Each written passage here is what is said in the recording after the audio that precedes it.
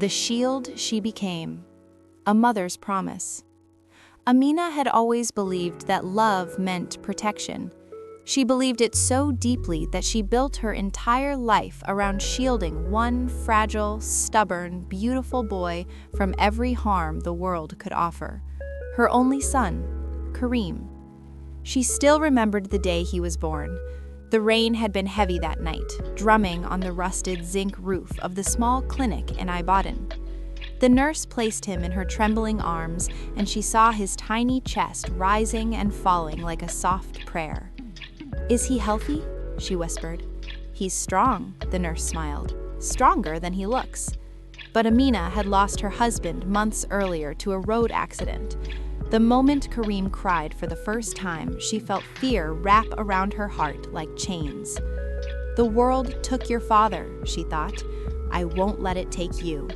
She whispered into his ear, tears dropping on his newborn skin. "I will protect you no matter what." And that promise became her religion. A childhood inside a cage of love. Kareem grew up inside Amina's arms, her voice, her shadow. While other boys ran barefoot on the dusty streets, played football under the sun, and scraped their knees laughing, Kareem sat indoors, reading books, watching cartoons, and listening to her mother's endless warnings. "Don't run, you'll fall. Don't play with those boys, they fight too much. Don't go outside when it's hot. Don't talk to strangers. Don't dream too big. Big dreams break people." She meant well. She truly did. But slowly, her love became walls. At school, Kareem was quiet, timid, always afraid to speak up. When other children teased him, he didn't fight back. He only waited for the school bell and ran home to his mother's embrace. "A boy pushed me today," he once said softly. Amina's eyes flashed. "Tomorrow, I will go to the school and talk to his parents. You should never fight. Fighting destroys lives." Kareem nodded. He believed her. He believed the world was dangerous and that he was too fragile to face it. And Amina felt proud. Her son was safe. Her son was obedient. Her son needed her. The boy who never fell. As Kareem grew older, Amina tightened her grip. When he wanted to join the football team, she refused. "You could break your leg. What if you can't walk again?" When he wanted to go on a school trip, she refused. "What if the bus crashes? What if you get kidnapped?" When he made friends, she controlled them. "Invite them here. I need to see who you're talking to." She checked his phone, read his messages, chose his clothes, and decided his future. "You will be an accountant," she told him. "Doctors and engineers suffer too much. This one is safe." Kareem wanted to study music. He loved sounds, melodies, rhythms, but he swallowed his dreams. He had been trained to obey. The quiet cracks. At 17, Kareem started to change. He became quiet in a different way, withdrawn, distant. He stopped sharing his thoughts. He started staying in his room, earphones on, eyes lost in something she couldn't see. Amina thought it was teenage stubbornness. "Boys are always like this," her sister told her. "Give him space."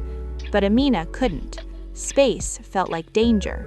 She knocked on his door constantly, asked questions constantly, corrected him constantly.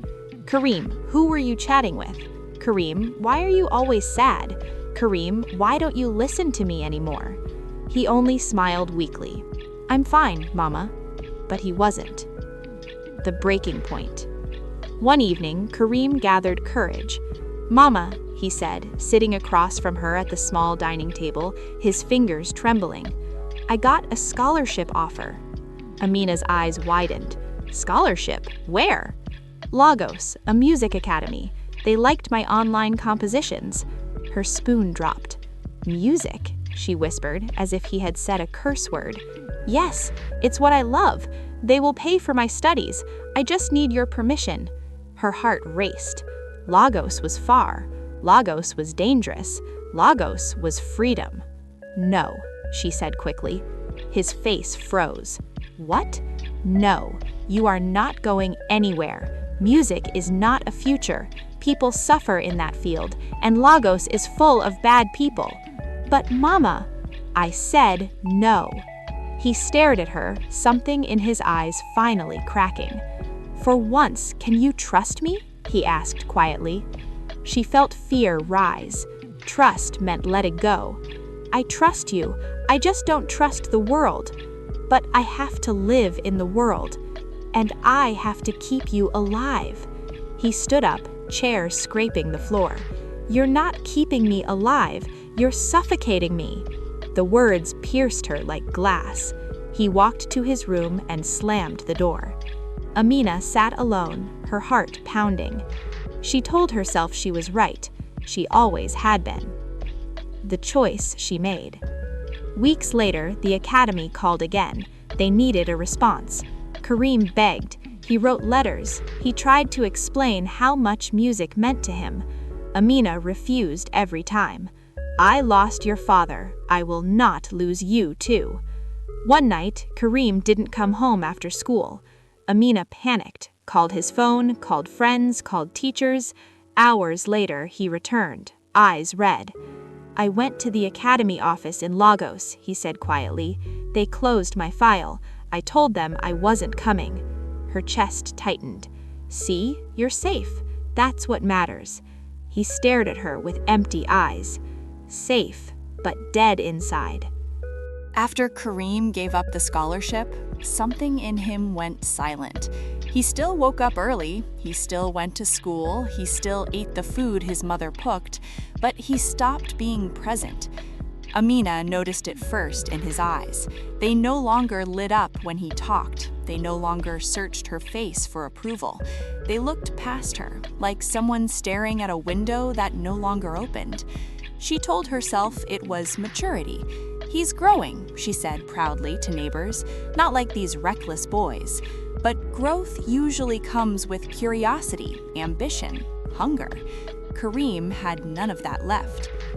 A safe future that felt like a prison. After secondary school, Amina pushed him into a small private university close to home.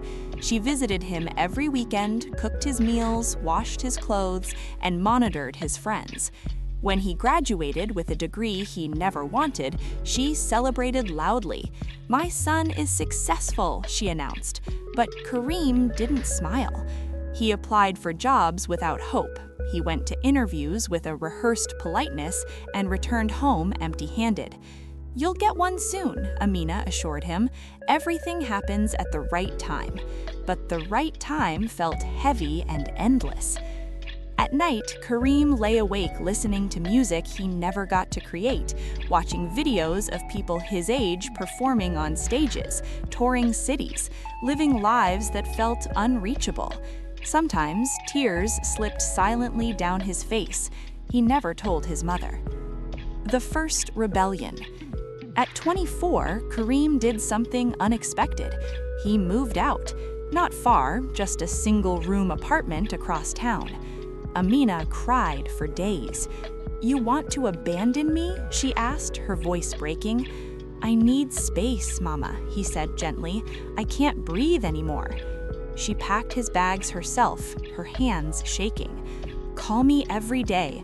Don't eat outside food. Don't come home late. Don't trust people too much. He nodded out of habit, but something had shifted. The world he wasn't prepared for.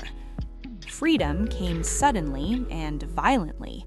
Kareem had never learned how to fail, how to fight back, how to say no. The world sensed it immediately. He trusted the wrong people. A friend introduced him to easy money. Another taught him how to escape sadness with substances. Another filled his head with bitterness. He wasn't reckless, he was lost. Every disappointment felt like proof that his mother had been right. You're not strong enough. So he stopped trying. A mother watching from afar. Amina noticed the changes. He lost weight. His calls became shorter. He avoided eye contact when he visited. She asked questions. Are you okay? You look tired. Are you eating well? I'm fine, Mama, he always said. but she didn't believe it. She wanted to step back in, take control again, but something stopped her. Fear. What if I already did too much damage? The phone call. One night, the phone rang at 2 a.m. Amina woke with her heart already racing. "Hello?" she whispered. "Mama," Kareem's voice was slurred, broken. "I messed up." Her body went cold. "Where are you?" "I don't know. I just wanted the pain to stop." She rushed out into the night, praying louder than she ever had. The hospital smelled of antiseptic and fear. Kareem lay on a narrow bed, tubes attached to his arms, his face pale and hollow. The doctor spoke gently but firmly. "Your son is suffering from severe depression, substance abuse too. He's been carrying this for years." Amina's knees buckled. "But I protected him," she whispered. "I kept him safe." The doctor looked at her with tired eyes. "Protection without preparation can break a person." Those words cut deeper than any blade. The truth she couldn't escape. When Kareem woke up, he avoided her eyes. "I tried to be what you wanted," he said weakly, "but I don't know who I am." Tears streamed down Amina's face.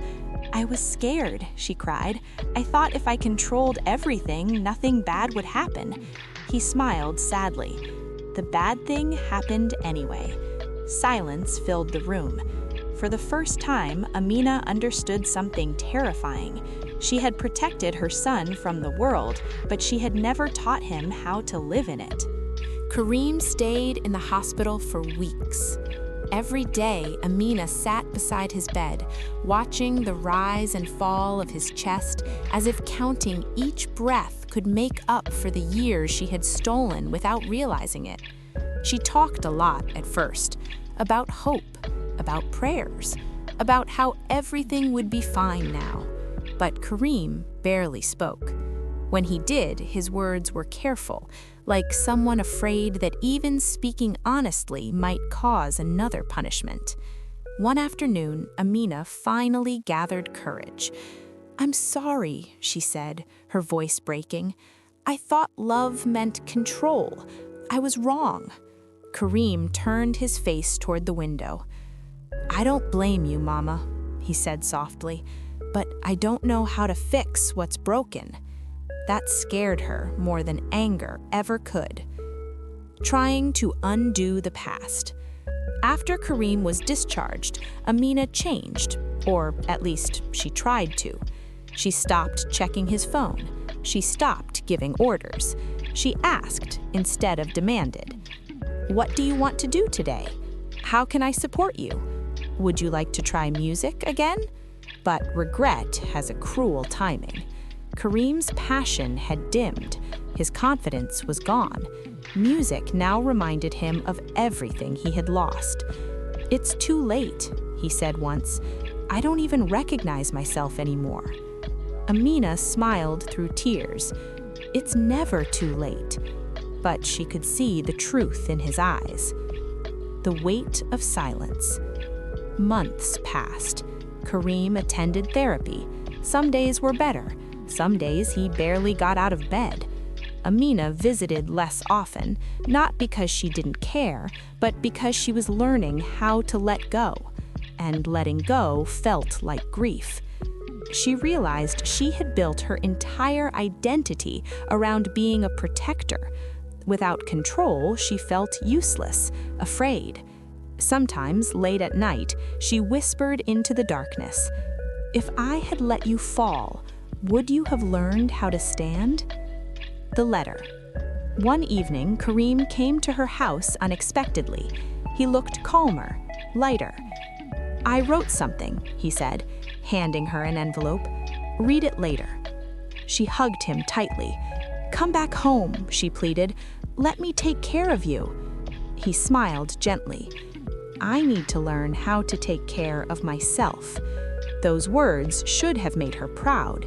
Instead, fear crept in again. The night everything ended. 2 days later, Amina returned from the market and found Kareem's apartment door open. Her heart dropped. "Kareem," she called. No answer. On the table lay a phone and an empty bottle. She screamed his name until her voice broke. The letter she never wanted to read. At the hospital, the doctor spoke slowly. "We did everything we could." The world collapsed. Amina didn't cry immediately. She just stared at the wall, numb, hollow. That night, alone in her house, she remembered the envelope. Her hands shook as she opened it. "Mama, you loved me the only way you knew how. You wanted to protect me from pain, but pain is how people grow. I don't blame you. I just wish you had trusted me enough to fail. Please forgive yourself. I couldn't. I love you, always." Her scream filled the house. The final realization. At Kareem's funeral, people spoke of kindness, quietness, wasted potential. Amina stood silently. She didn't blame the world anymore. She blamed her fear. She had tried to be a shield, but shields don't teach warriors how to fight. A mother's regret. Years later, Amina volunteered at youth centers, speaking to mothers. "Let your children fall," she told them, tears in her eyes. "Because when you don't, the fall comes later, and it's deadly." Every night she listened to Kareem's old recordings, the music he never got to finish. And in the quiet, she whispered the words she should have said sooner. "Go, live, I trust you." But the room always answered with silence. Moral lessons from the story. 1. Love without trust can become harmful. True love is not just about protection, it is about trust. When love is driven only by fear, it can slowly destroy the very person it tries to save. 2. Overprotection can be as dangerous as neglect. Shielding a child from every failure prevents them from learning strength, resilience, and independence. A child who never falls never learns how to stand. 3. Fear should never lead parenting. When parents raise children based on fear rather than guidance, they pass that fear on to them. Fear weakens confidence and steals courage. 4. Children need preparation, not control. The world cannot be avoided forever. Parents must prepare children to face challenges, not hide them from reality. 5. Suppressing dreams destroys the spirit. Forcing a child to abandon their passion can lead to emotional emptiness. Dreams are not luxuries, they are lifelines. 6. Emotional pain is real, even when invisible. Mental and emotional struggles are just as serious as physical illness. Silence does not mean strength. 7. Regret often comes too late. Some mistakes cannot be undone. The best time to change is before damage is done, not after loss. 8. Letting go is a form of love. Allowing children to make their own choices, even wrong ones, is part of loving them fully. 9. Parents also need healing. Unresolved grief and fear can unconsciously shape parenting decisions. Parents must heal themselves to avoid hurting their children. 10. Protection without freedom is a cage. Safety without freedom leads to suffocation. Growth requires space, risk, and self-discovery. Final moral. A parent's duty is not to stop every storm, but to teach their child how to survive the rain. If you are a parent watching this, I hope you learn one or two from this. Please like, comment, and subscribe for more video.